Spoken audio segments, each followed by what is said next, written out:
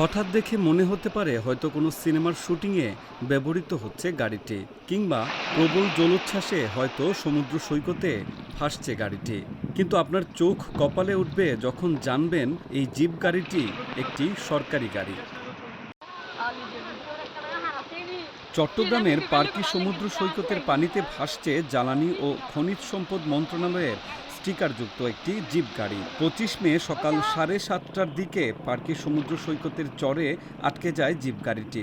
26 মে দুপুর 2টা পর্যন্ত 24 ঘন্টা পেরিয়ে গেলেও সরকারি দপ্তরের এই গাড়িটি উদ্ধারের কোনো তৎপরতা দেখা যায়নি। গাড়ির সামনে জরুরি তেল গ্যাস অনুসন্ধান কাজে নিয়োজিত বিদ্যুৎ, জ্বালানি ও খনিজ সম্পদ মন্ত্রণালয়ের স্টিকার রয়েছে। তবে গাড়িটির কর্মকর্তারা এই বিষয়ে কোনো কথা বলতে রাজি হননি।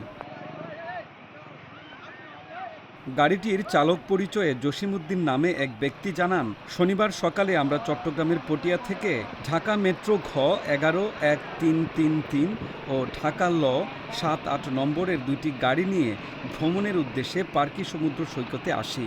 দুই গাড়িতে আমরা 12 জন ছিলাম। জিপ গাড়িটি ঢাকা ল 7-8 সৈকতে নামার পর বালুতে আটকে যায়। পরে জোয়ারের পানি বেড়ে যাওয়ায় এখনও উদ্ধার করতে পারিনি। আমরা জ্বালানি ও খনিজ সম্পদ মন্ত্রণালয়ের পটিয়া অফিসে কর্মরত। জানা গেছে, বালুতে আটকে যায় বলে পার্কি সৈকতের চরে গাড়ি নামাতে কড়া নিষেধাজ্ঞা রয়েছে। প্রত্যক্ষদর্শীরা জানিয়েছেন, সকালে গাড়িটি নিয়ে সৈকত থেকে 300 ফুট দূরে সাগরের পানিতে চালাতে দেখেন স্থানীয়রা। দুপুরের দিকে জোয়ারের পানি বেড়ে যাওয়ায় গাড়িটি আর উদ্ধার করতে পারেননি তারা।